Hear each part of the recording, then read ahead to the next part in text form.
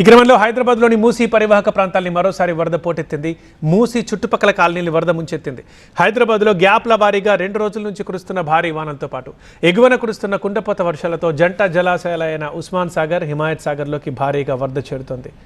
ఈసా, మూసీ నదుల నుంచి పెద్ద ఎత్తున వరద పోటెత్తుతోంది. వరద మరింత పెరుగుతుండటంతో జంట జలాశయాల గేట్లను ఎత్తి నీటిని మూసీలోకి వదిలారు.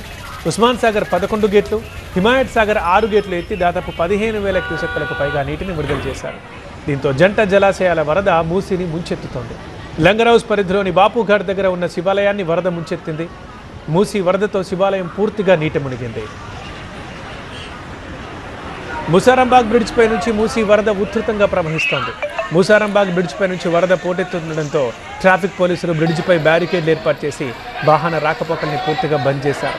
ఆయా మార్గాల్లోని వాహనాల్ని దారి మళ్లించారు.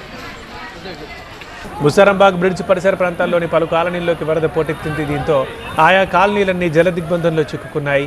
అప్రమత్తమైన జీహెచ్ఎంసీ అధికారులు వరద ప్రభావిత ప్రాంతాల వారిని ఇళ్లు ఖాళీ చేయించారు.